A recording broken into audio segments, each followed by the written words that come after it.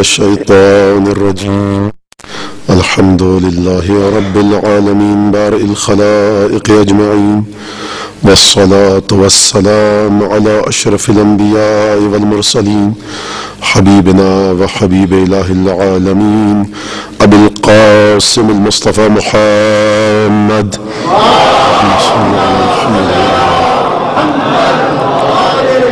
ثم الصلاة والسلام على أهل بيته الطيبين الطاهرين الذين أذهب الله عنهم الرجس وطهرهم تطهيرا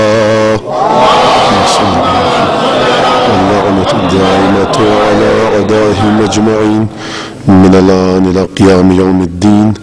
أما بعد، فقد قال الله تبارك وتعالى في قرآنه المجيد وفرقانه الحميد وقوله الحق وهو أصدق الصادقين: أعوذ بالله من الشيطان الرجيم، الحمد لله رب العالمين، صدق الله العلي العظيم. صلوات بجي محمد وآل محمد.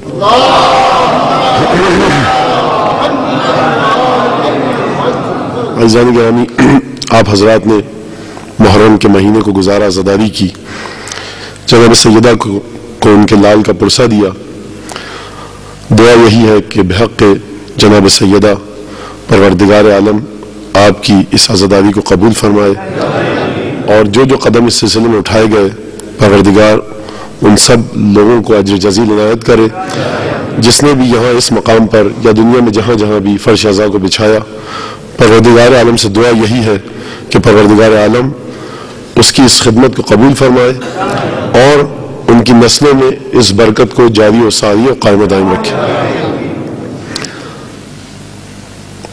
جس آیت کو میں نے سرنامہ کلام آپ کے سامنے قرار دیا ہے وہ قرآن مجید کی پہلی سورت یعنی سورہ فاتحہ کی پہلی آیت ہے، الحمدللہ رب العالمین. اور یقیناً منبر کا کام پیغام سید الشہداء کی ترویج ہے، قرآن کی، رسول خدا کی ترویج ہے، ان کی شخصیت کے مختلف گوشوں پر سے پردہ اٹھانا ہے. یہ ایک ایسی نعمت ہے کہ جس کا کوئی مقابلہ نہیں کر سکتا، جس کا جتنا شکر ادا کیا جائے کم ہے. یقیناً مولا کائنات نے فرمایا نہج البلاغہ میں کہ دیکھو الا وان للہ فی کل نعمت حقا من نداها فزاد منها ومن قصر عنها خاطر بزوالہ. دیکھو، آگاہ ہو جاؤ، جان لو، مولا کائنات کے الفاظ ہیں، جان لو، آگاہ ہو جاؤ کہ ہر نعمت جو خدا نے تمہیں دی ہے اس میں خدا کا ایک حق ہے. جو نعمت بھی خدا نے تمہیں دی ہے اس میں خدا کا ایک حق ہے. جو شخص بھی خدا کی دی ہوئی نعمت میں سے خدا کو اس کا حصہ دے، اس نعمت کا حق ادا کرے.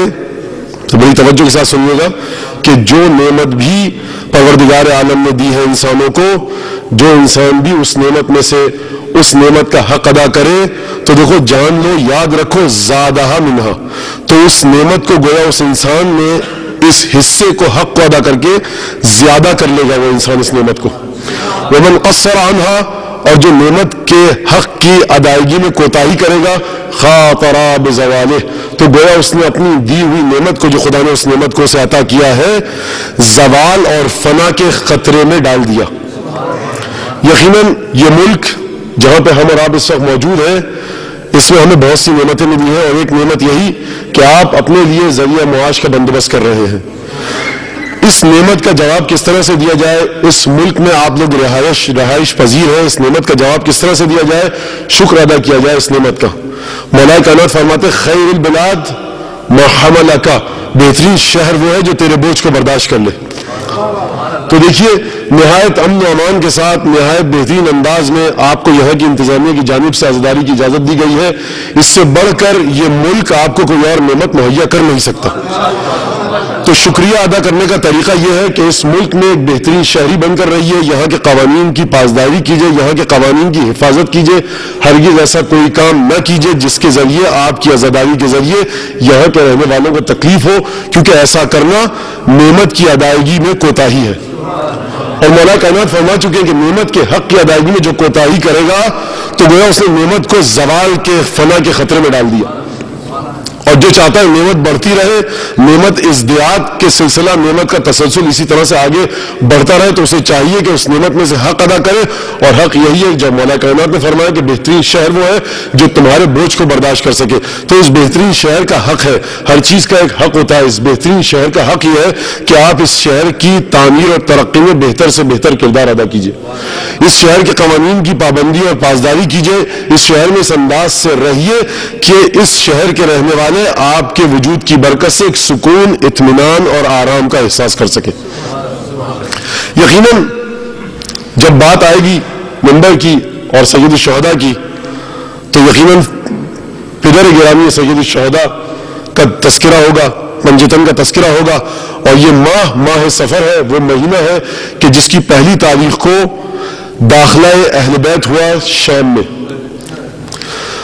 یقیناً جب بات آئے گی پنجتن کی، مولا کائنات کی، امیر المومنین کی، اور ان کی اس دختر گرامی کی کہ جس کے صدقے میں، جس کے وسیلے سے، جس کی کوششوں کے نتیجے میں اسلام بچا، تو پھر گفتگو کا انداز کچھ اور ہوگا. سوائے قرآن اور حدیث کے کسی اور چیز کو محور، منبع اور مرکز نہیں بنایا جا سکتا.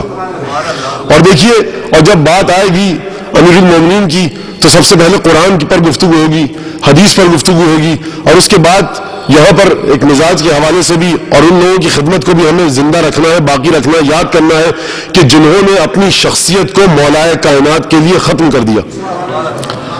شروع کروں گا اپنی گفتگو کو. دیکھیے کہ جس طرح سے کوئی خدمت کرتا ہے اپنے آپ کو بھلا کر مولا کائنات کی، تو خدا اسے کس طرح زندگی عطا کرتا ہے، خدا اسے کس طرح تابندگی، درخشندگی، فروغ عطا کرتا ہے کہ میر انیس سے آپ سب واقف ہیں. غزل گو شاعر بڑے مشہور، اپنی نوجوانی کے ایام میں غزل کا ہی باپ تک خبر پہنچی. باپ نے کہا بیٹا تم نے یہ کام تو کیا، لیکن کام ایسا کرو کہ جو قبر و قیامت میں بھی کام آئے. غزل گو شاعر بن جاؤ گے، لیکن دیکھو سید الشہداء کی خدمت کرو. میر انیس کی غزل کا جو شعر نوجوانی کے عالم میں میر نے کہا، اگر اسی غزل گوئی کے سلسلے کو جاری رکھتے تو آج غالب کو دنیا بھول چکی ہوتی.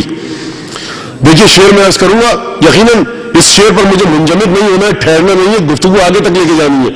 لیکن بہرحال اودھ کا اگر کوئی احسان ہے تشیع پر تو بہت سے احسانات میں سے ایک ہے شمال ہند کا کہ اس نے میر انیس اور میر دبیر جیسے شاعر ہمیں عطا کیے. یہ احسان ہے اودھ کا اردو عزائیہ شاعری پر. تو ایک دفعہ اپنے لہجے کو بدلا اور پھر یہ کہتے ہوئے نظر آئے میر انیس، دیکھیے جو شاعر قرآن اور اہل بیت کی فرامین کی روشنی میں شعر کہتا ہے، اس کے اشعار پنجتن کی بارگاہ میں جب پیش ہوتے ہیں تو انداز اور ہوتا ہے. اور جو شاعر اپنے انداز سے اپنی ذہنی کاوشوں کے ساتھ ٹامک ٹوئیاں مار کر شعر کہتا ہے، اس کے شعر نہایت گرے ہوئے ہوتے ہیں. خدمت وہ ہے کہ جو قرآن اور اہل بیت کے ساتھ ہم آہنگ ہو، مطابقت رکھے. اگر کسی مقرر کی تقریر قرآن اور حدیث سے مطابقت نہ رکھے، اگر کسی شاعر نوحہ خان کے مرثیے کے اشعار، قصیدے کے اشعار قرآن اور احادیث سے مطابقت نہ رکھے تو ان کی ذرہ برابر ارزش نہیں. ارزش اسی چیز کی ہے کہ جو قرآن اور اہل بیت سے ہم آہنگی اور مطابقت رکھے، حدیث کے ساتھ رہے. اس کا مقصد یہ ہو کہ مولا کائنات کی شخصیت کے مخفی پہلوؤں کو اجاگر کرنے کی کوشش میں تگ و دو میں مسلسل مصروف عمل رہے. تو ایک دفعہ یہ کہتے ہوئے نظر آ رہے ہیں میر انیس، اندیشہ توصیف شہنشاہ امم ہے، اندیشہ توصیف شہنشاہ امم ہے، زانو پہ سر فکر ہے، سجدے میں قلم ہے، یہ راہ ہے باریک کے لغزش میں قدم ہے، اے دست زبردست خدا وقت کرم ہے. اب یہاں میر سمجھ رہے ہیں کہ انسان جب تک اپنی عقل پر بھروسہ کر کے مولا کائنات کی مدح سرائی کرے تو فرما رہے زانو پہ سر فکر ہے، سجدے میں قلم ہے، یہ راہ ہے باریک کے لغزش میں قدم ہے. مدد کس سے مانگ رہے؟ اے دست زبردست خدا وقت کرم ہے. خانے سے نہ کچھ تب خدا داد سے ہوگا، یہ مرحلت ہے آپ کی امداد سے ہوگا. خود مولا کائنات سے مدد طلب کر رہے ہیں اور ایک دفعہ فرماتے ہیں دیکھو آئینے سے اوصاف سکندر نہیں ممکن. اور میر انیس پر گفتگو نہیں کرنی، مجھے دل تو بہت چاہتا ہے کہ میر پر اور گفتگو کی جائے، یقیناً ان کا حق اس سے کہیں زیادہ ہے، لیکن اشارہ کرتے ہوئے آگے بڑھ جاؤں گا.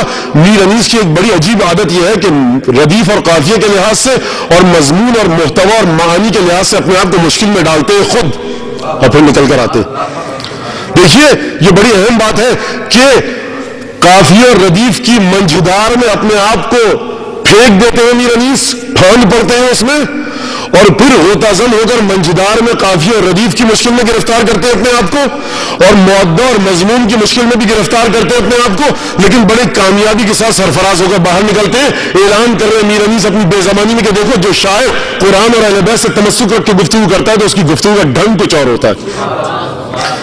پہلا شعر غزل کا یہ تھا کہ لکھ کر زمین پہ نام ہمارا مٹا دیا، ان کا تھا کھیل خاک میں ہم کو ملا دیا۔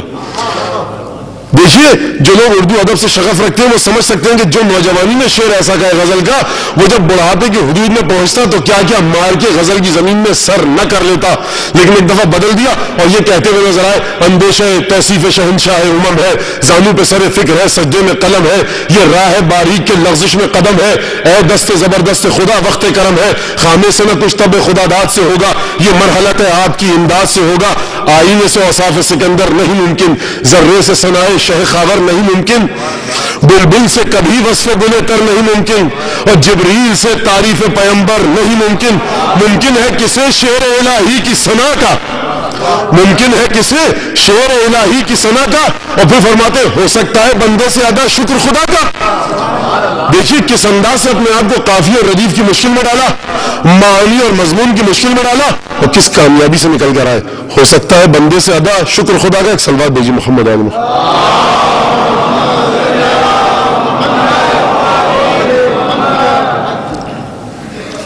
آیت کا سرنامہ کلام جو میں نے آپ کے سامنے پیش کیا، آیت کو بطور سرنامہ کلام الحمدللہ رب العالمین۔ ہم تعریف جتنی بھی ہے خدا کی ہے، خدا کے علاوہ کسی کی تعریف اور حمد ہے ہی نہیں۔ جتنی تعریف جس مخلوق کی بھی اگر کی جائے تو در حقیقت وہ تعریف ہے خدا کی۔ کیوں؟ کیونکہ حضرت موسیٰ اس بات کو بیان فرما چکے ہیں قرآن میں، خدا ان کی زبان سے اس بات کو پیش کر چکا ہے۔ دیکھو جب فرعون نے جناب موسیٰ سے پوچھا کہ تمہارا پروردگار کون ہے، تو ایک دفعہ بول اٹھے دیکھو میرا پروردگار وہ ہے کہ جس نے احسن کل شیء خلقہ، کہ جس نے ہر چیز کی خلقت کو نہایت بہترین انداز میں خلق کیا، وحدہ، اور اسی پروردگار نے ہر چیز کو اس کے راستے پر گامزن کیا، اس راستے پر ڈالا کہ جس کے ذریعے اپنی تخلیق اور خلقت کے مراحل ہر چیز طے کرتی ہے۔ تو الحمدللہ رب العالمین اس معنی میں ہے، بہت سرسری انداز سے گزر کر مجھے آج کی تقریر کا نتیجہ آپ کو دے کر یہاں سے رخصت ہو جانا ہے۔ الحمدللہ رب العالمین، ہم جتنی بھی ہے وہ اسی ذات کی ہے کہ جو رب العالمین ہے۔ اب جب رب العالمین کی بات آئے گی اور ہم کی بات آئے گی تو یہاں پر سلسلہ پھر یہ بھی گفتگو کا نکلے گا کہ دیکھیے جب ہر چیز خدا کے لیے ہے، ہر تعریف خدا کے لیے ہے، تو خدا سے ہٹ کر غیر اللہ کا ذکر کیوں کیا جائے؟ خدا سے ہٹ کر غیر خدا کا ذکر چھیڑا کیوں جائے؟ خدا سے ہٹ کر خدا کے مخلص بندوں کا ہی ذکر کیوں نہ ہو؟ وہ کیا جائے تو کیوں کیا جائے جب ہر چیز پروردگار کی جانب ہے، اسی کی ملکیت میں ہے، حمد اسی کی ہے، تعریف اسی کی ہے، تو پھر ذکر غیر اللہ کا کیوں کیا جائے؟ تو اس موضوع کے گرد اور یہ محور رہے گا آج کی گفتگو کا۔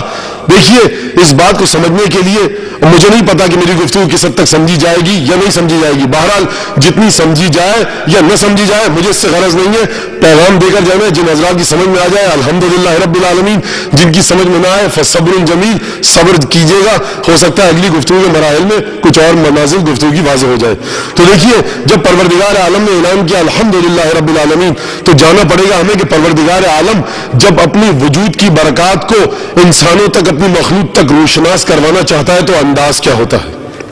ایک دفعہ آواز دی قرآن نے کہ دیکھو وہ وقت یاد کرو، وہ وقت کہ جب تمہارے پروردگار نے کہا وَإِذْ قَالَ رَبُّكَ لِلْمَلَائِكَةِ إِنِّي جَاعِلٌ فِي الْأَرْضِ خَلِيفَةً قَالُوا أَتَجْعَلُ فِيهَا مَن يُفْسِدُ فِيهَا وَيَسْفِكُ الدِّمَاءَ وَنَحْنُ نُسَبِّحُ بِحَمْدِكَ وَنُقَدِّسُ لَكَ قَالَ إِنِّي أَعْلَمُ مَا لَا تَعْلَمُونَ۔ حبیب یاد کرو اس وقت کو کہ جب ہم نے فرشتوں سے یہ کہا تھا کہ میں زمین میں اپنا خلیفہ بنانے والا ہوں، تو فرشتوں نے کیا کہا؟ میں یہ جانتا ہوں کہ آپ اس آیت کو متعدد مرتبہ متعدد زاویوں سے متعدد انداز سے سن چکے ہیں۔ اب جب آپ متعدد انداز سے سن چکے ہیں تو ایک انداز اور صحیح۔ تو دیکھیے جب پروردگار عالم نے کہا کہ میں زمین پر ایک خلیفہ بنانا چاہتا ہوں، تو فرشتوں نے کہا کہ پروردگار اتجعل فیہا، کیا تو اسے قرار دے گا زمین میں اپنا خلیفہ کہ جو خون بہائے گا اور فساد بھی پھیلائے گا؟ اگر تجھے عبادت کی غرض ہے تیری، نحن نسبح بحمدک ونقدس لک، ہم تیری تسبیح تو کر رہے ہیں تیری حمد کے ذریعے سے۔ بڑی توجہ کیجیے گا، فرشتوں نے یہ نہیں کہا کہ ہم تیری عبادت کر رہے ہیں، عبادت کی خصوصیت بھی معین کی کہ وہ نحن نسبح بحمدک ونقدس لک، کہ دیکھیے پروردگار عالم سے فرشتوں نے کہا کہ پروردگار ہم تیری تسبیح کر رہے ہیں تیری حمد کے ذریعے، ونقدس لک، اور تیری تقدیس بھی کر رہے ہیں۔ اگر تجھے اپنی عبادت کا خواہ ہے، اگر تو چاہتا ہے کہ زمین پر تیری عبادت ہو، تو ہم تیری تسبیح بھی کر رہے ہیں، تیری تقدیس بھی کر رہے ہیں، اور صرف تسبیح اور تقدیس نہیں، تیری حمد کے وسیلے سے تیری تقدیس کر رہے ہیں۔ تو ہم کہتے ہیں اس چیز کو کہ جب کسی موجود میں، کسی ہستی میں کوئی انسان، کوئی شخص ایسے کمال کو دیکھے کہ جو اس کی ذات میں موجود ہو، اور اس کمال کو دیکھ کر جب کسی چیز کی تعریف کی جائے تو اسے کہا جاتا ہے حمد۔ آپ اس مسجد کی حمد نہیں کر سکتے، مسجد بڑی خوبصورت ہے، لیکن آپ اس مسجد کی حمد نہیں کر سکتے، مدح سرائی کر سکتے، قصیدہ پیش کر سکتے ہیں۔ کیوں؟ کیونکہ اس مسجد میں جتنی بھی خوبصورتی ہو وہ اس کی اختیاری نہیں ہے، اس کے معمار نے اسے وہ خوبصورتی دی ہے۔ لیکن پروردگار عالم کی ذات وہ ہے کہ پروردگار کو کسی نے جبرن میں خوبصورتی عطا نہیں کی، پروردگار کی ذات میں اپنے ارادے اور علم کے تحت ان خوبصورتیوں کا مالک ہے۔ تمام جلال و جمال الہی پروردگار کے اختیاری افعال اور اعمال کے نتیجے میں ہے۔ تو اس لیے فرشتے جانتے تھے کہ پروردگار ہم تیری تسبیح بھی کر رہے ہیں، تیری تقدیس بھی کر رہے ہیں، اور ہم جانتے ہیں پروردگار کہ تیری ذات میں کیا کیا خوبیاں ہیں۔ لیکن پروردگار کو یہ ادا پسند نہ آئی، کہا نہیں، ہمیں کچھ مسائل اور درکار ہے، منازل کچھ اور طے کروانی ہے کہ جن کے لیے ہم ایک موجود کو بھیجیں گے جو ہمارا خلیفہ ہوگا۔ وَنَحْنُ نُسَبِّحُ بِحَمْدِكَ وَنُقَدِّسُ لَكَ، کہا اچھا ٹھیک ہے، وَعَلَّمَ آدَمَ الْأَسْمَاءَ كُلَّهَا، اور پروردگار نے تعلیم دیا تمام اسماء کو آدم کو۔ جب تعلیم دے دیا آدم کو تمام اسماء کو، تو کہا فرشتوں سے کہ تمہارا دعویٰ یہی تھا نا کہ ہم تسبیح کر رہے ہیں، تقدیس کر رہے ہیں، آدم کو خلیفہ کیوں بنا رہے ہو؟ تو دیکھو ذرا مجھے بتاؤ، انبئونی باسماء ہؤلاء ان کنتم صادقین، ذرا ان اسماء کی خبر دو مجھے کہ جو ہم نے آدم کو سکھائے ہیں۔ ایک دفعہ آدم سے کہا کہ آدم انبئہم باسمائہم، اے آدم، سورہ بقرہ کی 30ویں آیت کا ذیل میں سلسلہ چل رہا ہے، انبئہم باسمائہم، آدم ان فرشتوں کو ان اسماء کی خبر دو کہ جو ہم نے تمہیں سکھائے ہیں۔ دو نقطے ہیں یہاں پر، یہ وہ نقطے نہیں ہیں جو منبری کے حوالے سے کہے جاتے، یہ نقطے قرآنی آیات کے لطیف و ظریف نقطے ہیں کہ جو اہل بیت کی برکتوں سے ہم تک پہنچے۔ آدم پر جب گفتگو کی تو تعلیم کا نام لیا پروردگار نے، فرشتوں کے بارے میں جب گفتگو کی تو خبر دینے کا نام لیا، یعنی فرشتے جتنے بھی بلند مرتبہ ہو جائیں، تعلیم اسماء آدم کے حصے میں آیا ہے، فرشتوں کو صرف خبر ملے گی، تعلیم نہیں ملے گی۔ انبئونی باسماء ہؤلاء، اے آدم ان فرشتوں کو ذرا ان اسماء کی خبر دو جو ہم نے تمہیں سکھائے ہیں۔ اور جب آدم نے ان اسماء کو پیش کیا، عرضہم علی الملائکہ، آدم نے ان اسماء کو پیش کیا ملائکہ کے سامنے، تو ایک دفعہ ملائکہ پکار اٹھے، سبحانک لا علم لنا الا ما علمتنا، پروردگار پاک ہے تیری ذات، ہمارے پاس کوئی علم نہیں سوائے اس علم کے جو تو نے سکھایا۔ تو دیکھیے بڑی توجہ کیجیے گا آپ کہ جب بات یہاں پر آئی تو فرشتے یہ نہیں کہہ رہے تھے کہ ہمیں اسماء پتہ ہے، ہم تیری عبادت کر رہے ہیں اسماء کے ذریعے۔ فرشتوں کو جب ان اسماء کا علم دیا گیا، خبر دی گئی، تو فرشتوں نے کہا پروردگار پاک ہے تیری ذات، ہمارے پاس سوائے اس علم کے جو تو نے دیا کوئی اور علم نہیں ہے۔ فرشتے کس منزلت پر تھے؟ کیا توحید کو سمجھتے تھے یا نہیں سمجھتے تھے؟ سمجھتے تھے، تبھی تو کہا تھا پروردگار سے گفتگو کرتے وقت کہ پروردگار تیری حمد کے ذریعے تیری تقدیس کرتے ہیں۔ تو فرشتوں کی توحید بڑے ایک اعلیٰ مرتبے پر تھی، وہ ذات پروردگار کی وحدانیت کو مانتے تھے، پروردگار کے جمال و جلالی صفات کو سمجھتے تھے، پروردگار کی خوبصورتیوں کو دیکھ چکے تھے، پروردگار کی تسبیح اور تقدیس کرتے تھے تو ہواؤں میں نہیں کرتے تھے، پروردگار کی حمد کے وسیلے سے کرتے تھے۔ بھائی اگر کسی کو وسیلہ برا لگتا ہے تو قرآن سے اس آیت کو نکال دے کہ وہ فرشتے جو توحید کی اعلیٰ ترین منزلوں پر تھے، وہ بھی جب پروردگار کی تقدیس کرنے پر آئے تو اپنے علم کی بدولت نہیں کی، پروردگار کی حمد کے وسیلے سے کی۔ بھائی وسیلے کا سلسلہ چل رہا ہے، یہ وسیلہ ہی تھا کہ پروردگار نے جب پہلی سورت بھیجی تو کہا بسم اللہ الرحمن الرحیم، ایک صلوات بھیجیے محمد آل محمد۔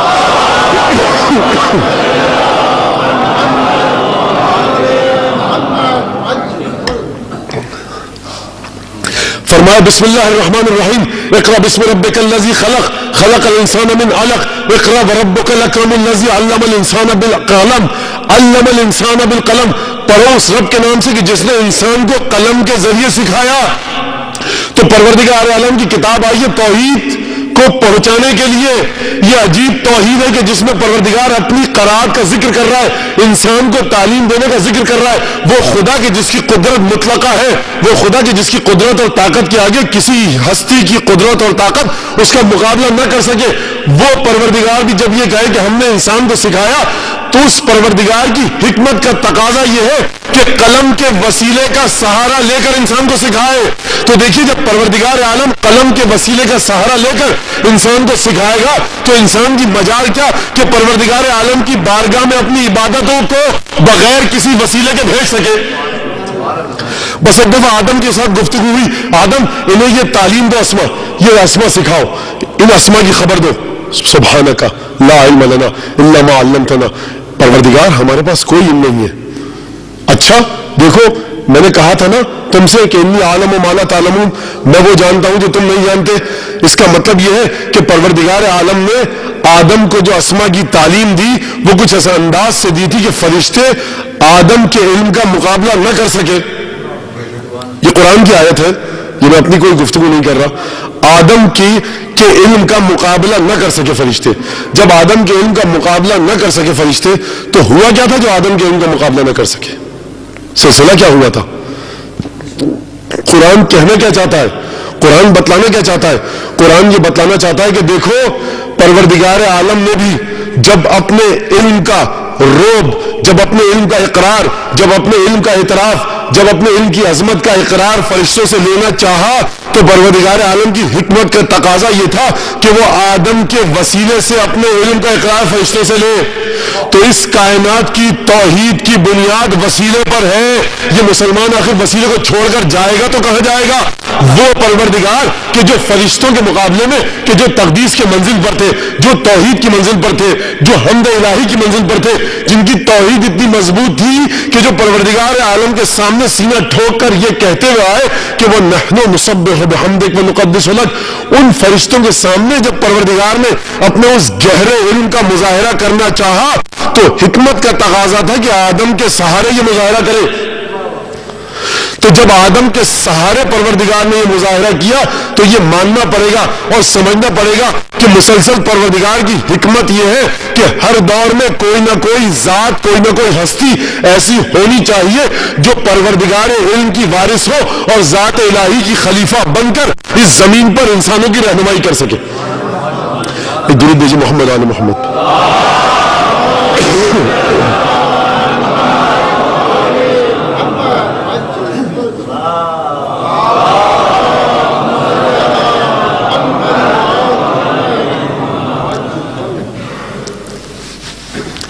یہ راستہ ہے پروردگار کا وسیلے کا، یہ راستہ ہے پروردگار کی وحدانیت کا۔ ہمیشہ ایک انسان کے ساتھ آپ کو سلسلہ ملے گا، ہمیشہ ایک انسان کا ذکر ملے گا۔ یہ راستہ ہے کیا؟ اس کی حقیقت کیا ہے؟ اس کی حقیقت یہ ہے جو میں نے آیت سرنامہ کلام میں پیش کی، جب پروردگار نے کہا الحمدللہ رب العالمین، تمام کی تمام تعریفیں اس اللہ کے لیے جو عالمین کا پالنے والا ہے۔ اور اس کے بعد سورہ حمد کی گفتگو کا سلسلہ آگے بڑھا۔ آپ حضرات یقیناً جانتے ہیں ہر روز 5 مرتبہ 5 نمازوں میں آپ تلاوت کرتے ہیں، ہر نماز میں 2 مرتبہ۔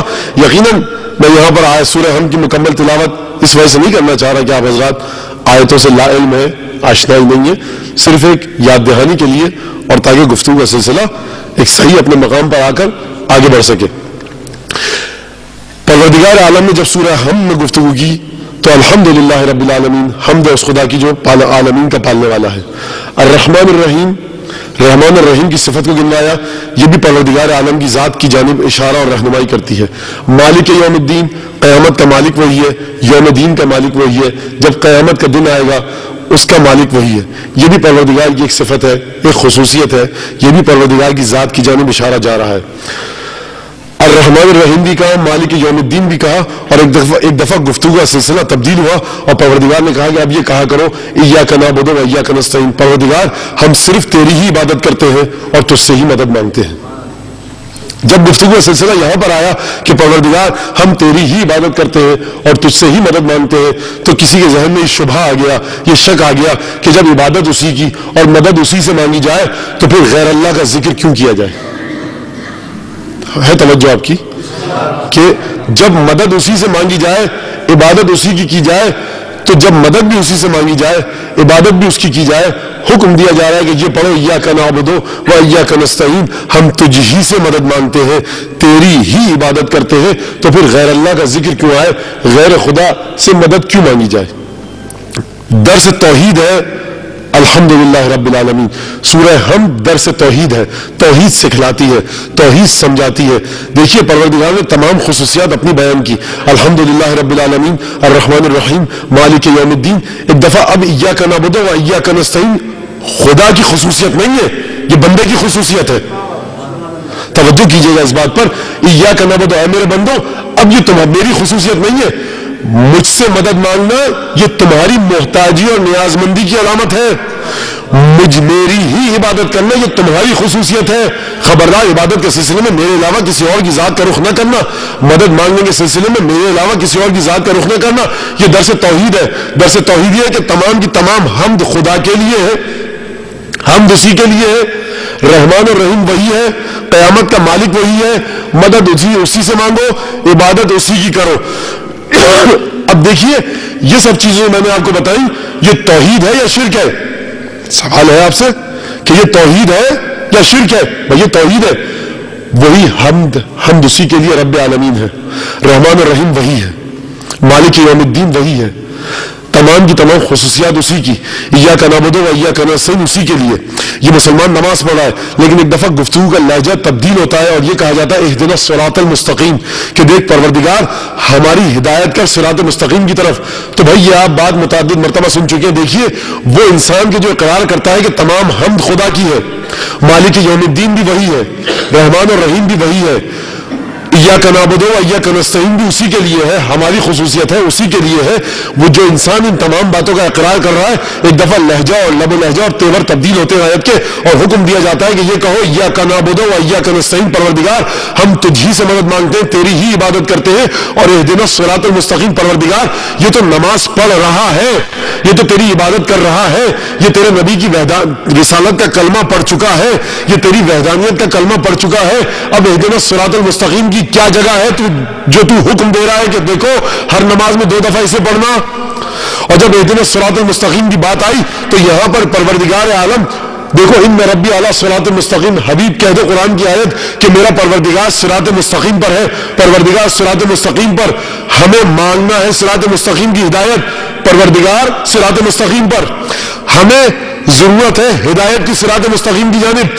تو ہونا تو یہ چاہیے تھا کہ جب پروردگار صراط مستقیم کی بات کرے، جب پروردگار سورہ حمد میں صراط مستقیم پر گفتگو کرے، جب پروردگار سورہ حمد میں صراط مستقیم کی جانب اشارہ کرے، تو ہونا تو یہ چاہیے تھا وہ پروردگار کی جو صراط مستقیم بتلانا چاہے وہ اپنی وحدانیت کے بارے میں گفتگو کرے. لیکن عجیب سلسلہ ہے قرآن کا کہ ایک دفعہ جب صراط مستقیم پر گفتگو آئی تو صراط مستقیم پر گفتگو کے دوران پروردگار نے اپنی ذات کو پیچھے کھینچ کر ان بندوں کی بات کی اور کہا کہ دیکھو صراط مستقیم، تمہارے ذہنوں میں سوال آئے گا کہ صراط مستقیم ہے تو کہاں ہے؟ دیکھو یاد رکھنا صراط مستقیم پر میں ہوں لیکن خود نہ ڈھونڈ پاؤ گے. دیکھو جاؤ ڈھونڈو الذین انعمت علیہم. صراط مستقیم ان لوگوں کا رستہ ہے کہ جن پر ہم نے اپنی نعمتوں کو تمام کیا ہے. الذین انعمت علیہم. اب یہاں پر یقیناً یہ بات آ گئی تو اشارہ کرتے ہوئے چلوں کہ ایک ہے مسئلہ اتمام نعمت کا اور ایک ہے نزول نعمت کا. صراط الذین انعمت علیہم، پروردگار ان لوگوں کا رستہ دکھا کہ جن پر تم نے اپنی نعمتوں کو نازل کیا ہے. تو سمجھ میں آیا کہ وہ توحید جو صراط مستقیم پر ملے گی، وہ توحید اگر بات مان لی جائے کہ غیر اللہ سے مدد مانگنا شرک ہے تو یہ ماننا پڑے گا کہ وہ توحید جو صراط مستقیم پر ہے وہ شرک سے آلودہ ہو کر پروردگار دے رہا ہے. کیا کوئی مسلمان یہ بات مان سکتا ہے کہ پروردگار جس توحید کا درس قرآن میں دے وہ شرک کے ساتھ آلودہ کر کے دے؟ بھائی یہی تو بات ہوئی نا کہ پروردگار نے کہا کہ دیکھو اہدنا الصراط المستقیم، صراط مستقیم پر آؤ، صراط مستقیم کے پابند رہو، صراط مستقیم پر کاربند رہو، صراط مستقیم کی پابندی کرو. اور صراط مستقیم کا جب ذکر کیا پروردگار نے تو اب یہاں پر وہ سورہ حمد کہ جس کی ابتدا پروردگار کی صفات اور خصوصیات سے ہوئی تھی، توجہ کیجیے اس بات پر، وہ سورہ حمد کے جس کی ابتدا پروردگار عالم کی خصوصیات سے ہوئی تھی، جب صراط مستقیم کا ذکر آیا تو عقل انسانی تو یہی کہتی ہے کہ جب صراط مستقیم کا ذکر آیا وہ پوری حمد، پوری کی پوری سورہ حمد کے جو پروردگار عالم پر گفتگو کر رہی تھی، جب سورہ حمد میں صراط مستقیم کا ذکر آیا تو اس سورہ حمد میں پروردگار کو اپنی ہی صفات بتلانی چاہیے تھی، لیکن عجیب صراط مستقیم ہے خدا کا کہ جب صراط مستقیم کی پروردگار نشاندہی کرنا چاہتا ہے تو اپنی ذات کے ذکر کو پیچھے کھینچ کر ان بندوں کا ذکر کرتا ہے، اس کی حکمت ان بندوں کا سہارا لیتی ہے کہ جس پر اس نے اپنی نعمتیں نازل کی، تو سمجھ میں آ گیا کہ توحید کا مرتبہ اتنا بلند ہے کہ دیکھو تم خود سے نہیں ڈھونڈ سکتے۔ صلوات بھیجئے محمد علیہ۔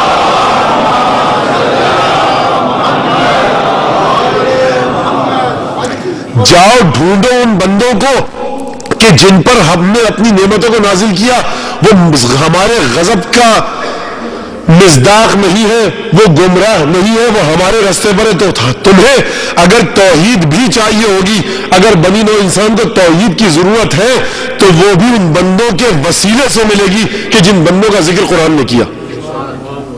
اب جب گفتگو یہاں تک آ گئی تو میں نے عرض کیا تھا الحمدللہ رب العالمین، کسی حد تک اگر گفتگو واضح ہو گئی ہو تو اب یہاں سے میں گفتگو دوسرے حصے کی طرف آؤں گا کہ پہلی سفر داخلہ اہل حرم شام میں۔ دیکھیے اب مجھے نہیں پتا کہ آپ اس گفتگو کو جو اب یہاں سے ہوگی بطور فضائل سنیں گے یا بطور مسائل، مجھے نہیں پتا، لیکن یہ میری ذمہ داری ہے کہ سفر کے ایام میں اس خطبے پر گفتگو کروں کہ جو جناب زینب سلام اللہ علیہ نے کوفے اور شام میں دیا۔ دیکھیے الحمدللہ رب العالمین، دو خطبے ہیں جناب زینب کے۔ اب یہاں پر جب یہ بات آ گئی تو یقیناً مجھے یہی بات سمجھ میں آ گئی کہ گفتگو اور تفصیل کے ساتھ کیا جائے، البتہ جتنی بھی تفصیل کے ساتھ کروں 10 بجے مجھے نیچے اتر آنا ہے، اور زیادہ وضاحت کے ساتھ پیش کروں تاکہ ذہنوں میں گفتگو جاگزین ہو جائے، جڑ پکڑنے مطالب اور عناوین، یا سرسری گفتگو کروں۔ یقیناً ذکر اس ہستی کا ہے کہ جو ثانیہ زہرا ہے اور یہ ایام مخصوص ہے جناب زینب سے۔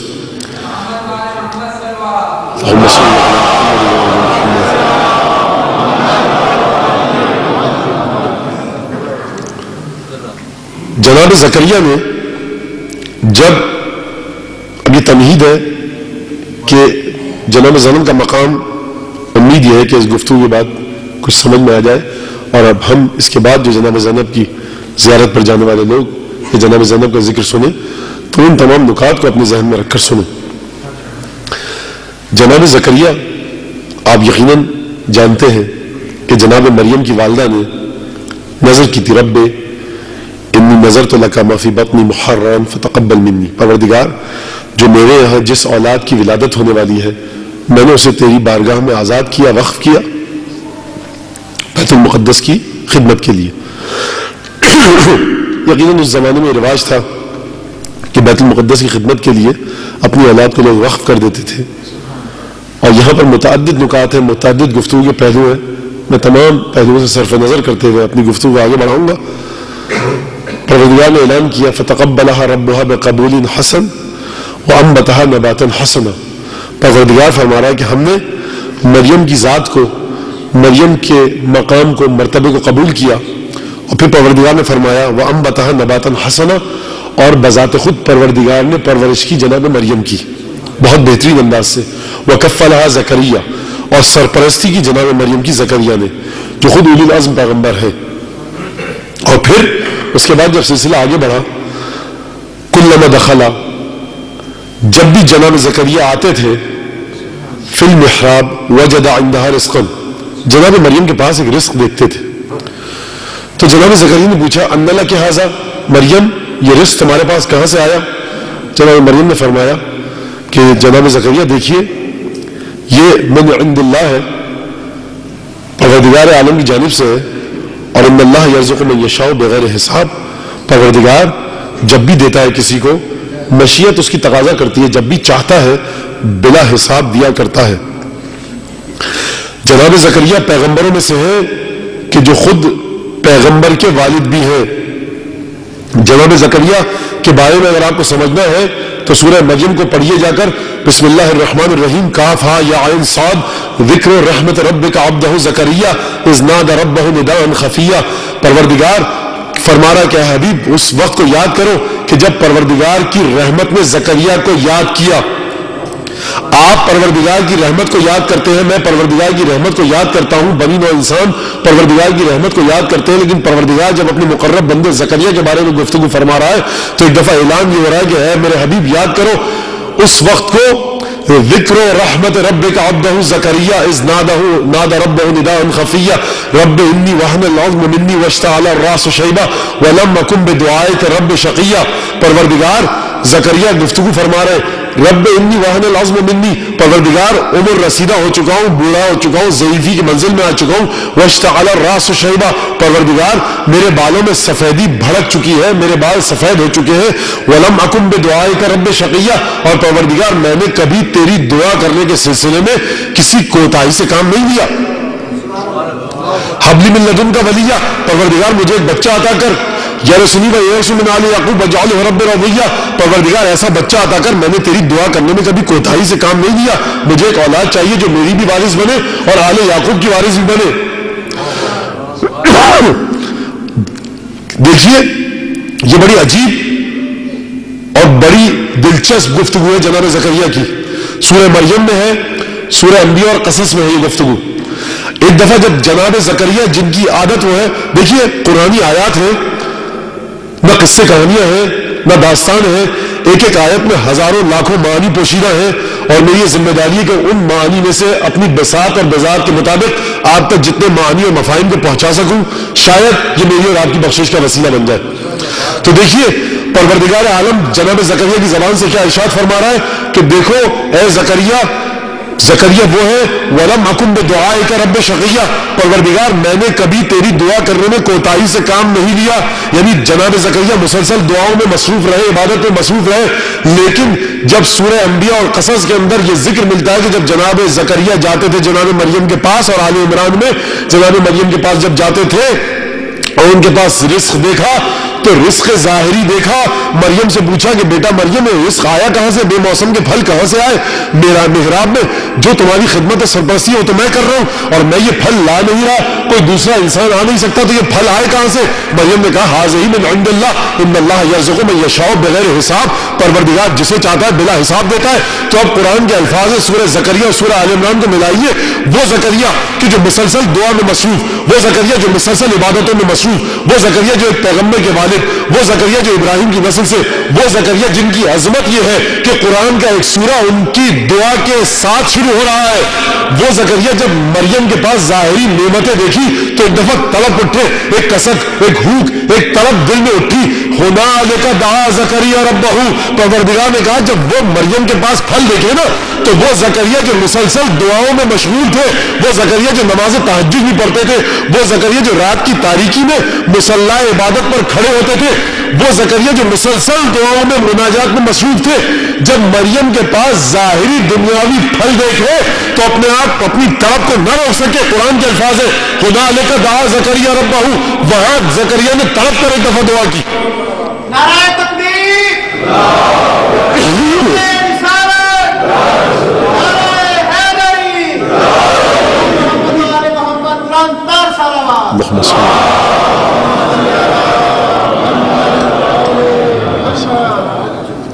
اس کا مطلب یہ ہے کہ عام انسان کی بات نہیں ہو رہی، یہاں گفتگو زکریا جیسے عظیم المرتبت پیغمبر کی ہو رہی ہے۔ وہ زکریا مریم کے مراتب کو جانے اور اس کے بعد بے موسم کے پھل بیت المقدس کی محراب عبادت میں جب دیکھے تو اپنی طلب کو، حوق کو، کسک کو، اس پکار کو اندر کی نہ روک پائے، اور قرآن یوں کہے ہنالک دعا زکریا ربہ، دیکھو وہاں زکریا نے دعا کی، تو پروردگار یہ تو وہی زکریا ہے کہ جس کے بارے میں تو نے کہا کہ وَلَمْ أَكُنْ بِدُعَائِكَ رَبِّ شَقِيًّا، پروردگار کہہ رہے ہیں زکریا نے ہماری دعا کرنے میں کبھی کوتاہی سے کام نہیں لیا۔ تو پروردگار ذرا یہ بتا یہ دعا کون سی تھی اور وہ دعا کون سی تھی؟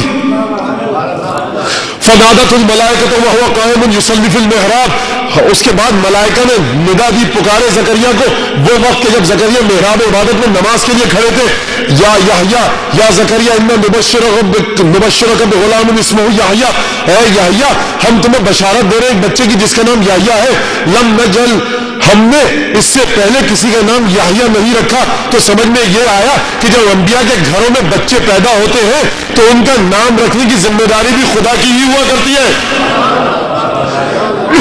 اب کوئی شخص کسی اچنبے کا اظہار نہ کرے کہ ختمی مرتبت کے گھر میں جو بچہ پیدا ہو رہا ہے تو خدا کیسے نام رکھے گا؟ بھائی ختمی مرتبت سے کہیں ادنا رتبے پر ہے زکریا، ایسا بچہ دیا جا رہا ہے کہ جو جناب زکریا کے نام کو آگے بڑھائے گا، وہ بچہ زکریا کو دیا جا رہا ہے جو زکریا کے نام کو آگے بڑھائے گا، وارث بنے گا، کیونکہ زکریا کا وارث بنے گا، ولی ہوگا، رضی ہوگا، اس کا مرتبہ بلند ہوگا، تو نام بھی خدا ہی رکھے گا۔ تو سوچی کہ وہ محمد مصطفیٰ کہ جس کے گھر میں بچہ ایسا آتا ہوگا کہ وہ صرف یہ نہیں کہ وراثت میں حصہ لے گا، ورثہ دار بنے گا، اس بچے کی حقیقت یہ ہوگی، یہ حقیقت نہیں ہوگی اس بچے کی محمد مصطفیٰ کے گھر میں، یہ حقیقت نہیں ہے محمد مصطفیٰ کی اولاد کی کہ وہ محمد کی نسل سے ہے، بلکہ حقیقت یہ ہے کہ محمد کی حقیقت اس سے ہے، اس کی حقیقت محمد سے ہے۔ جب محمد اور یہ بچہ ایک ہی حقیقت کے دو حصے ہیں تو سوچئے کہ اس بچے کا مرتبہ کیا ہوگا۔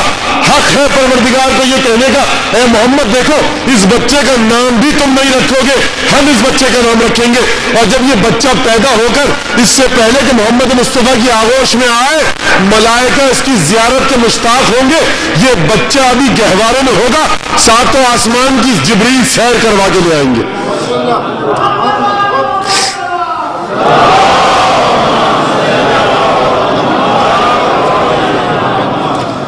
دیکھیے بڑی توجہ کیجیے زکریا کے مقامات کی، کبھی دعا کرنے میں کوتاہی سے کام نہیں لیا، کبھی عبادت سے منہ نہ موڑا، عظیم المرتبت پیغمبر۔ جب فرشتوں نے یہ کہا فنادته الملائکۃ وهو قائم یصلی فی المحراب، ملائکہ نے ایک دفعہ پکار کر زکریا کو آواز دی، اے زکریا ہم تمہیں بچے کی بشارت دینے آئے ہیں۔ پروردگار نے کہا زکریا تمہیں ہم بچہ ایک عطا کرنے والے ہیں۔ تو زکریا وہ ہے کہ جو مریم کی سرپرستی کر رہے ہیں، ملائکہ نے پکارا، لیکن یہ پروردگار کے خاصان کی عادت ہوتی ہے، جو پروردگار کے مقرب بندے ہوتے ہیں، ان کا طور طریقہ یہ ہوتا ہے کہ جب پروردگار کی جانب سے کوئی انعام ملتا ہے تو ایک دفعہ تڑپ کر کہتے ہیں پروردگار کوئی نشانی بھی ہے یا نہیں؟ قال رب اجعل لی آیہ، پروردگار میرے لیے ایک نشانی بتا، ایک نشانی قرار دے۔ اب تھوڑی سی گفتگو مجھے جناب زکریا سے کرنے دیجئے، ابھی تک آپ نے خدا کی اور زکریا کی گفتگو سنی، اب مجھے جناب زکریا کی بارگاہ میں دونوں ہاتھ جوڑ کر کچھ سوالات کرنے دیجئے۔ میں کہوں گا جناب زکریا آپ کے بارے میں خدا یہ کہہ رہا ہے کہ وَلَمْ أَكُنْ بِدُعَائِكَ رَبِّ شَقِيًّا، کبھی آپ نے دعا کرنے میں کوتاہی نہیں کی، آپ عظیم المرتبت پیغمبر ہیں، مریم کی کفالت آپ کر رہے ہیں، فرشتے آپ کے پاس نازل ہو رہے ہیں، وحی آپ پر آ رہی ہے، پروردگار عالم آپ کو انعام دینا چاہ رہا ہے، کوئی پروردگار آپ کا مقروض تو نہیں ہے نا؟ توجہ، پروردگار جناب زکریا کا مقروض تو نہیں ہے، عمر کے اس حصے میں ہے کہ جہاں اب نسل انسانی کے تسلسل کو آگے بڑھانے کی سکت زکریا میں قدرتی لحاظ سے ناپید ہو چکی ہے۔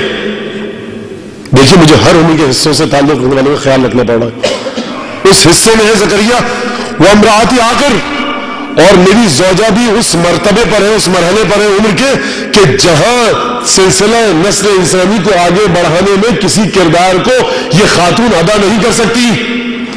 تو بھائی پروردگار نے کہا کہ دیکھو ہم تمہیں ایک اولاد دینے والے ہیں، تو کیا پروردگار عالم عام طبیعی حالات میں انعام دینے والے ہیں جناب زکریا کو؟ نہیں، تمام کے تمام حالات طبیعی حالات مخالف ہیں اس انعام و اکرام کے۔ کیا پروردگار نے کوئی قرض لیا ہوا جناب زکریا سے؟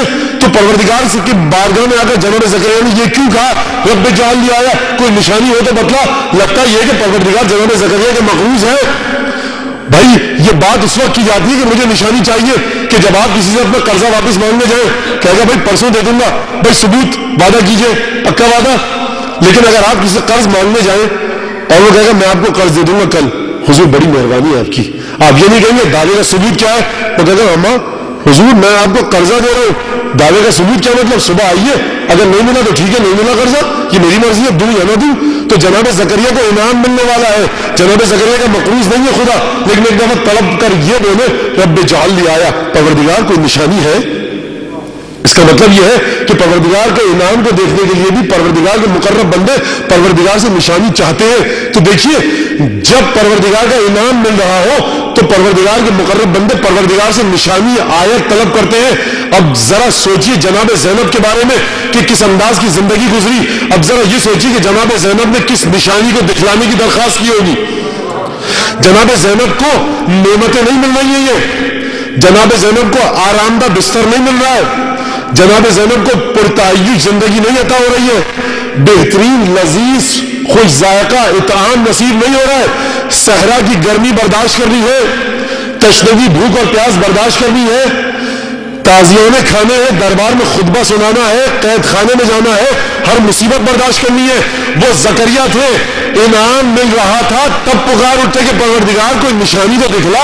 اور یہ جناب زینب کے بارے میں سوچیے کہ اتنے سارے امتحانات دینے ہیں تو جناب زینب نے پروردگار سے کن نشانیوں کو طلب کیا ہوگا. کیا نشانی دی؟ نشانی یہ تھی کہ جب سید الشہداء رخصت ہو رہے تھے تو ایک دفعہ جناب زینب پر اضطراب کا عالم طاری ہوا. پروردگار کی بارگاہ میں امام وقت حجت خدا سے بڑھ کر کوئی آیت پروردگار کی ہے ہی نہیں. مولا کائنات نے فرمایا واللہ ما للہ اعظم خبر ولا اکبر آیت منی. مولا کائنات فرما رہے پروردگار کی بارگاہ میں نہ مجھ سے بڑی کوئی آیت ہے نہ مجھ سے بڑی کوئی خبر ہے. تو دیکھیے وہ حسین میری جو پروردگار کی عظیم ترین آیت, ایک دفعہ رخصت ہوئے, بہن پر اضطراب کا عالم, سینے مبارک پر اپنا ہاتھ رکھا, جناب زینب کو سکون آیا. شام غریبہ کی منزل گزری, ایک دفعہ سید الشہداء قتل ہو رہے ہیں.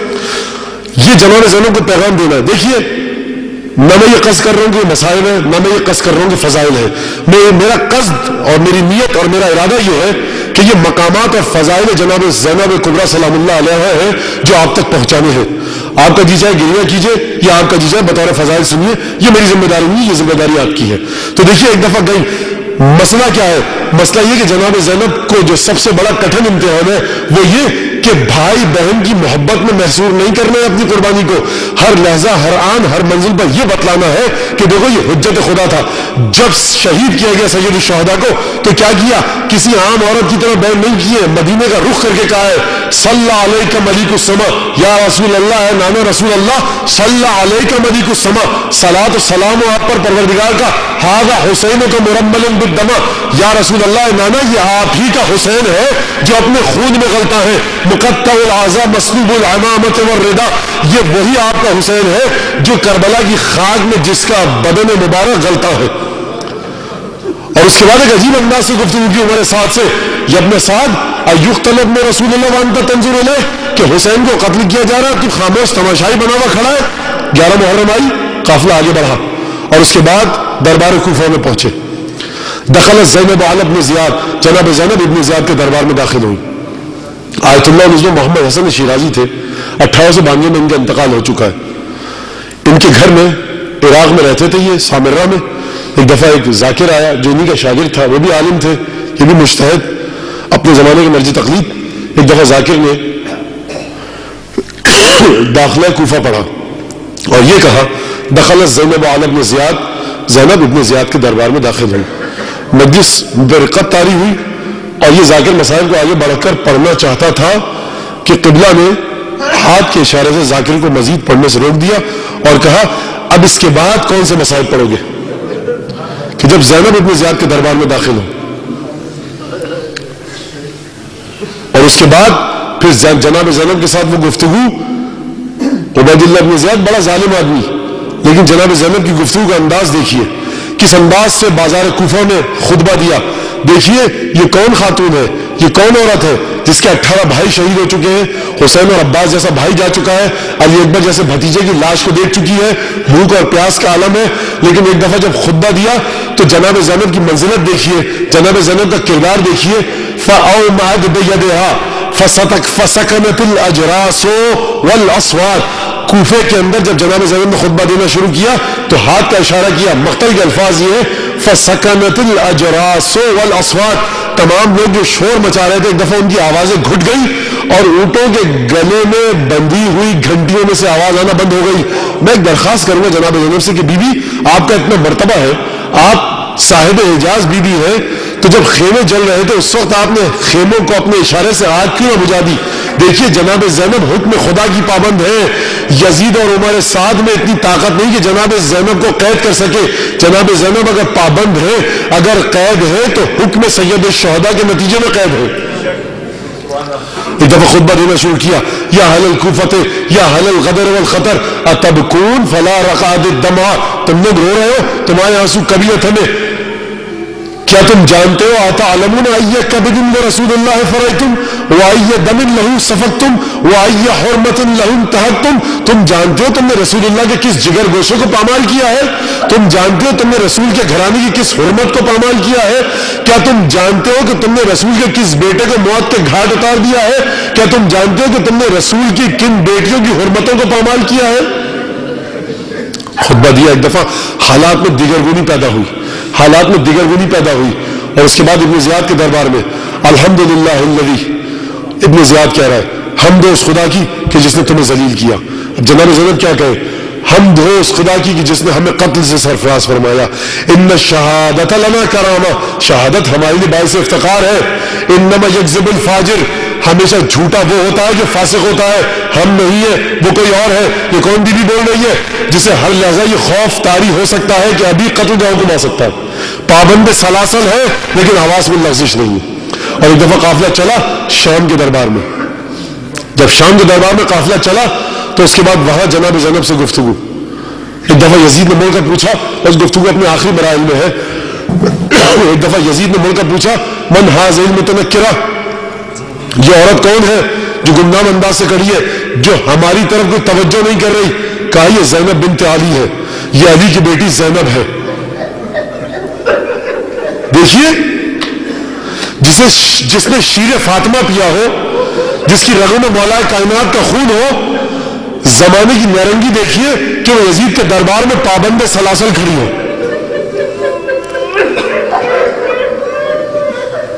آپ کے گریے کی صدائیں بلند ہوئی، لیکن مجھے جناب زینب کے خطبے پہ مزید گفتگو کرنی ہے. گفتار جہل سے ہے جو قرآن کا حریف، یزید کے بارے میں گفتار جہل سے ہے جو قرآن کا حریف، اشعار میں بھی اس کے خیالات ہیں کثیف. گفتار سے جو ہے، دیکھیے گفتار جہل سے ہے جو قرآن کا حریف، اشعار میں بھی اس کے خیالات ہیں کثیف. اشعار میں نہ کیوں ہے تکبر کی لفظیات، ہوتے ہیں اہل جہل کہاں حق کے ہم ردیف. مصروں میں ہے جو طنز حیات شہید پر، لعنت سورہ شعراء کی یزید پر. اس بے ادب کی تلخی گفتار اور ہے، اشعار میں بھی نخوت افکار اور ہے. نازل ہوئی تھی وہی نہ آئی کوئی خبر، اس زاویے سے دین کا انکار اور ہے. دیکھیے بڑی توجہ کیجیے گا، قرآن سے گریز کا اعلان ہے یہی. تمہید یاد ہے نا آپ کو جو میں نے تمہید باندھی تھی سورہ حمد کی؟ قرآن سے گریز کا اعلان ہے یہی، مغضوب الظالمین کی پہچان ہے یہی. بالواسطہ جو یہ احدیت پہ وار ہے، زینب پہ اب تحفظ قرآن کا بار ہے. محکم صحیح یزید ہر انداز سے حرف سے، لیکن سبل سکے گا نہ خطبے کی ضرب سے، لیکن سبل سکے گا نہ خطبے کی ضرب سے. ایک ضرب حق ہے خطبہ زینب حقیقتاً، منزل یہ کربلا سے بھی مشکل ہے نسبتاً. آنے نہ دیں گی آنچ کتاب و حدیث پر، زینب ہے ورثدار پیمبر وراثتاً. اس ورثہ عمل کا یہ انداز دیکھنا، الحمد سے خطاب کا آغاز دیکھنا. لیکن تمہید یاد ہے نا آپ کو؟ وہ میں نے تمہید باندھی اسی لیے تھی کہ آپ یہاں تک آ جائے. الحمد سے خطاب کا آغاز دیکھنا. زینب بشان نفس محمد مدبرہ، زینب بشان نفس محمد مدبرہ. اب آیت پڑھنے کا وقت نہیں کہ نفس محمد کون ہے. زینب بشان نفس محمد مدبرہ، شاہی سمجھ رہی ہے فقط ایک مقررہ. زینب بشان نفس محمد مدبرہ، شاہی سمجھ رہی ہے فقط ایک مقررہ. تفسیر قول رب کی فقط قول سے نہیں، تفسیر قول رب کی فقط قول سے نہیں، ہر گام آیتوں کی عمل سے مفسرہ. اب سمجھنا انداز کیا تھا؟ شمشیر علم کی جو ہے برش بیان میں، شمشیر علم کی جو ہے برش بیان میں، قرآن کھل رہا ہے علی کی زبان میں. دیکھیے پھر ایک دفعہ جناب زینب آئی اور ایک دفعہ گفتگو کرنا شروع کی، اور ایک دفعہ نزدیک تھا کہ دیکھا جناب سید سجاد کو کہ ایک دفعہ تڑپ رہے، کیا فرمایا؟ یا مالی اراک تجود بنفسک یا بقیت جدی و ابی و اخوتی، اے میرے بھائی، میرے نانا اور میرے باپ کی یادگار، یہ کیا ہو گیا؟ میں تمہیں دیکھ رہی ہوں سید سجاد، یہ تمہارے چہرے کا رنگ کیوں متغیر ہو رہا ہے مقتل میں اپنے باپ کی لاش دیکھ کے؟ بڑی توجہ کیجیے گا، جب اس مقتل سے کاروان کو گزارا گیا تو جناب زینب نے دیکھا کہ ایک دفعہ سید سجاد کے چہرے کا رنگ متغیر ہوا، غم کی شدت میں سید سجاد کو جکڑا۔ ایک دفعہ دیکھا جناب زینب وہ ہے کہ جس نے امامت کو سہارا دیا اور کہا مالی اراک تجود بنفسک یا بقیت جدی و ابی و اخوتی، یہ نہیں کہا اے میرے بھتیجے یہ کیا ہو گیا، کہا تو یہ کہا کہ بیٹا سجاد کیا دیکھ رہی ہوں، اے میرے نانا، میرے باپ اور میرے بھائیوں کی یادگار۔ سمجھانا چاہتی ہے قتل گاہ کی مقتل میں کہ دیکھو سید سجاد صرف میرا بھتیجا نہیں ہے، یہ مرکز امامت ہے کہ جس کی میں پاسداری کر رہی ہوں۔ اور پھر فرمایا کہ جس سے علم لدنی آشکار ہے جناب زینب کا، اے بیٹا سجاد ان ھذا لعہد من اللہ الی ابیک و الی جدک، اے سید سجاد یہ جو تم حسین کی لاش دیکھ رہے ہو نا مقتل میں، یہ ایک عہد ہے خدا کا جو خدا نے تمہارے باپ اور میرے باپ سے لیا تھا۔ دیکھیے کس مرتبے پر ہے، اس عہد سے واقف ہے جو خدا نے علی بن ابی طالب سے لیا۔ اور ایک دفعہ گفتگو کرنا شروع کی جلال کے عالم میں کوفے میں، اور جناب زینب جب اس جملے پہ پہنچی، کیا تم اس بات سے امان میں ہو یا ان مطرت السماء دما، کہ آسمان سے پتھر نہ برسے، آسمان سے خون کی بارش نہ ہو؟ جب جناب زینب نے یہ جملہ کہا کہ اے کوفے والوں، اے شام والوں، اے یزید کے حامیوں، کیا تمہیں اس بات کا ڈر نہیں کہ جو تم نے کام کیا اس کے نتیجے میں آسمان پر سے پتھر برسے، آسمان سے خون کی بارش ہو؟ یہ وہ مقام تھا جہاں سید سجاد خاموش تھے، لیکن جب یہ جملہ آیا تو ایک دفعہ سید سجاد بول اٹھے، اسکتی یا عمہ فإنک عالمۃ غیر معلمہ وفاہمۃ غیر مفہمہ بحمد اللہ، اے پھوپھی اماں یہاں پر رک جائیے، اس سے آگے خدا کے لیے کچھ نہ کہیے گا، کیونکہ آپ وہ عالمہ ہیں جسے کسی نے علم سکھایا نہیں ہے، آپ کی سمجھ کا مرتبہ وہ ہے کہ جسے کسی نے سمجھ نہیں سکھائی ہے، الحمدللہ کہ آپ کا یہ مقام ہے۔ سوال ہے میرا، سید سجاد نے پورا خطبہ سنا، جب جناب زینب نے یہ کہا کہ کیا تم اس بات سے خائف نہیں ہو، کیا تمہیں اس بات کا اندیشہ نہیں ہے کہ آسمان پر سے خون کی بارش ہو جائے اور آسمان پتھر برسانے لگے؟ اس جملے پر آ کر سید سجاد نے جناب زینب کو کیوں روکا؟ سید سجاد جانتے ہیں کہ جناب زینب کی منزلت ناقہ صالح سے کہیں بڑھ کر ہے، کہ جب ناقہ صالح کو کاٹ کر ذبح کر دیا گیا تو 3 دن تک اس کا بچہ، اس اونٹنی کا بچہ آتا تھا، آسمان کی طرف دیکھ کر بلبلاتا تھا۔ 3 دن کے بعد آسمان پر سے پتھروں کی بارش ہوئی۔ جناب سید سجاد جانتے ہیں کہ میری پھوپھی کس مرتبے پر ہے، اگر یہ کہہ رہی ہے لئن مطر السماء دما، اب نزدیک ہے آسمان پر سے خون اور پتھر کی بارش ہو جائے، تو خدا انتظار نہیں کرے گا، ادھر زینب کے جملے ختم ہوں گے، ادھر آسمان پر سے پتھروں کی بارش ہو سکتی ہے۔ ایک دفعہ روک دیا، پھوپھی اماں رک جائیے، آگے نہ بولیے گا۔ یہاں خاموش کروایا۔ الحم سے خطاب کا آغاز دیکھنا، شاہی سمجھ رہی ہے فقط ایک مقررہ، زینب بشان نفس محمد مدبرہ، تفسیر قول رب کی فقط قول سے نہیں، ہر گام آیتوں کی عمل سے مفسرہ۔ الحمدللہ رب العالمین، اس ورثہ عمل کا یہ انداز دیکھنا، الحم سے خطاب کا آغاز دیکھنا۔ جب اس ظالم نے پوچھا کیف رأیت صنع اللہ بک، اے زینب یہ بتاؤ جو خدا نے تمہارے ساتھ کیا اسے تم کیسا پاتی ہو؟ تو فرمایا الحمدللہ رب العالمین وصلی اللہ علی محمد وآلہ الطیبین۔ اس عورت کے اوسان خطا ہونے جانے چاہیے، حواس باختہ ہونا چاہیے اس عورت کو کہ جو کوفے سے شام کا سفر گرمی کے موسم میں طے کر آئی ہے، تشنگی اور بھوک کے عالم میں، اسے اپنا نام بھول جانا چاہیے۔ لیکن جب یزید نے یہ کہا کہ کیسا دیکھا تم نے جو خدا نے تمہارے بھائی اور باپ کے ساتھ کیا، تو یہ عورت پوری صلابت کے ساتھ، پورے طمطراق اور کبکبے اور دبدبے کے ساتھ یہ کہہ رہی ہے الحمدللہ الذی، حمد ہے اس خدا کی کہ جس نے رسول کو نازل کیا، اور اس رسول کی آل پر خدا کی حمد ہو۔ اور اس کے بعد آیت پڑھی ثم کان عاقبۃ الذین کانوا اساءوا السوء ان کذبوا بآیات اللہ وکانوا بآیاتہ مستہزئون۔ دیکھو پروردگار کی آیتوں کو جو ٹھکراتے ہیں، جو پروردگار کی آیتوں کو نہیں مانتے، جو فسق و فجور کرتے ہیں، تو آخر میں ان کا انجام یہ ہوتا ہے کہ وہ پروردگار کی آیتوں کو جھٹلا دیتے ہیں۔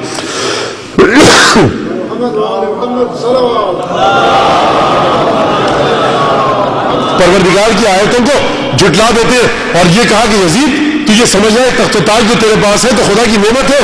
لا يحسبن الذين كفروا انما نملي لهم خیر انما نملي لهم ليزدادوا اثما. سورہ روم کی آیت پڑھی کہ خبردار یزید یہ خیال نہ کرنا, خدا فرما رہا ہے کہ جس کے پاس زر و زیور ہے, جس کے پاس لاؤ لشکر ہے, جس کے پاس فوج ہے, وہ یہ نہ سمجھے کہ مجھ پر نعمتوں کی فراوانی ہے. دیکھو پروردگار کہہ رہا ہم انہیں اس لیے دے رہے نعمتیں تاکہ قیامت میں ان کی گرفت کو سخت پکڑ سکے. اور اس کے بعد فرمایا جناب زینب نے کہ دیکھو یاد رکھے یزید, یاد رکھے یزید. گفتگو کا انداز دیکھیے, کون گفتگو فرما رہی ہے عورت. یہ اس عورت کا مرتبہ کیا ہے؟ باپ بھائی مارے جا چکے ہیں, 4 سال کی تھی ماں کا جنازہ دیکھا, اس کے بعد جب اور بڑی ہوئی باپ کا جنازہ دیکھا, اور عمر گزری تو بھائی کو جگر کے ٹکڑے نکلتے ہوئے دیکھے, حسین ابن علی کا جنازہ دیکھا, اور اس کے بعد اب گلا بندھا ہے اس انداز سے کہ کئی خواتین کے گلے ایک ہی رسی میں بندھے. یہ عورت یہ کہے اے یزید فقط قیدت وسواسایت وناسب جہدت فلا تمیت وحینا ولا تنہو ذکرنا. اے یزید تجھے جو کرنا ہے کر ڈال, جتنی کوششیں تجھے کرنی ہے کر ڈال, لیکن خبردار یاد رکھنا تو ہمارے ذکر کو مٹا نہیں سکتا, ہمارے گھر کی وحی کو ختم نہیں کر سکتا.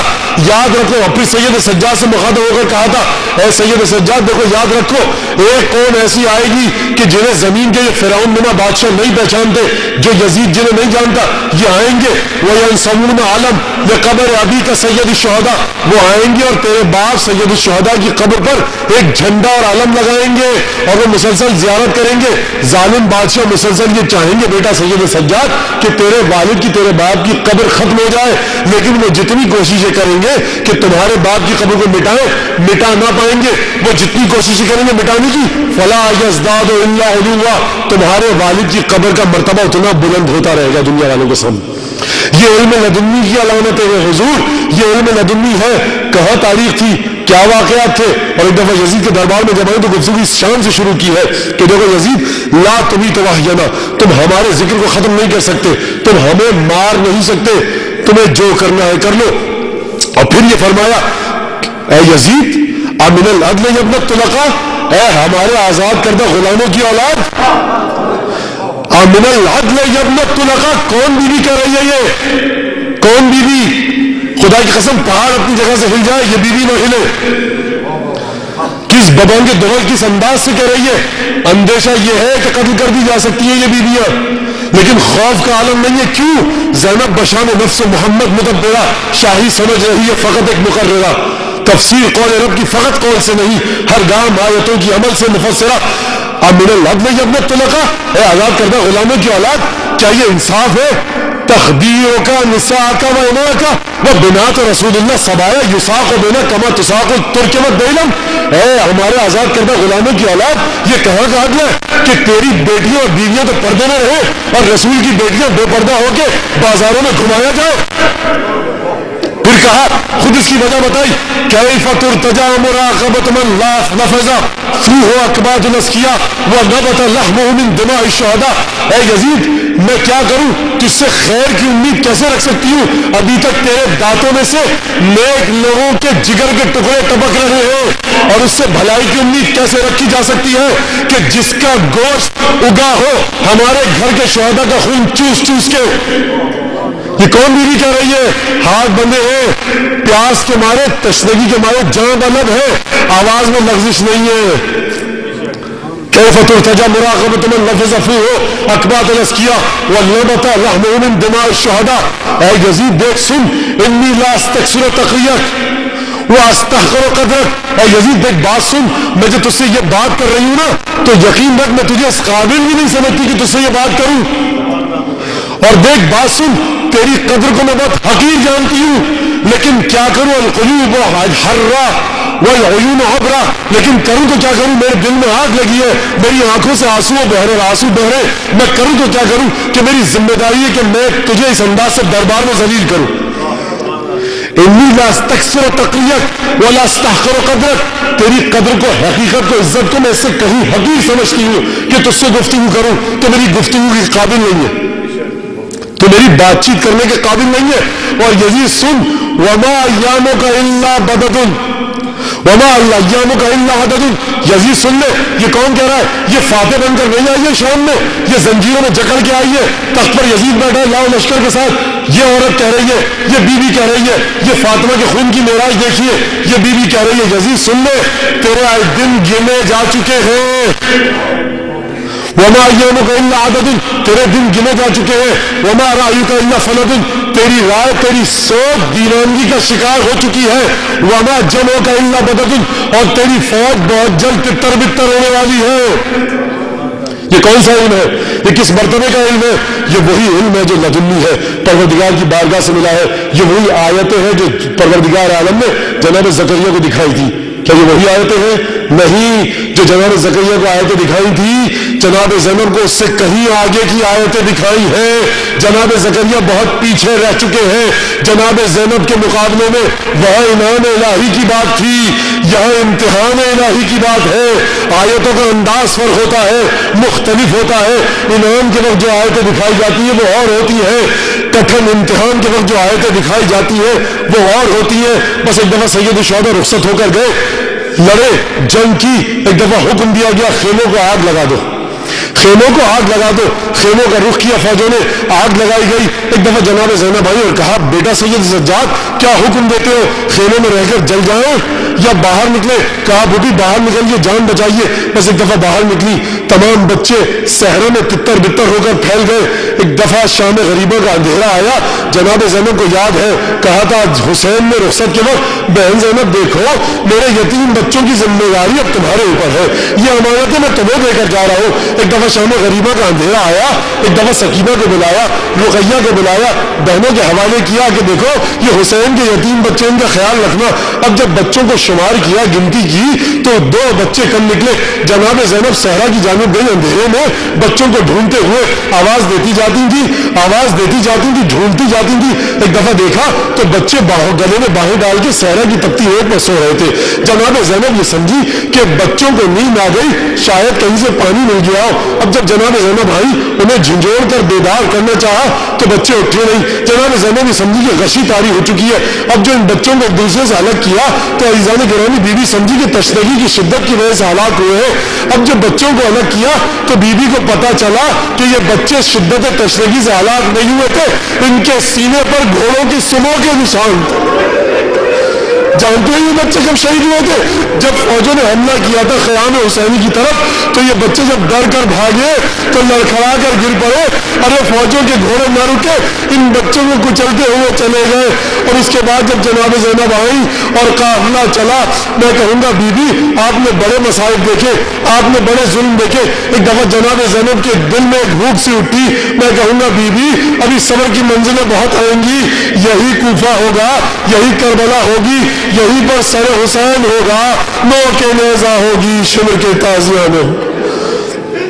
اللہ لعنت اللہ علی القوم الظالمین وسيعلم الذين ظلموا أي منقلب ينقلبون.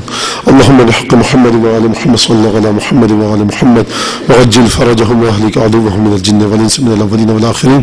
واكفنا ما همنا وارزقنا العافيه ووسع ارزاقنا وطول اعمارنا مع الصحه والسلامه في الجسم والروح. ربنا تقبل منا انك انت السميع العليم بجاه محمد وآله الطيبين. اللهم صل على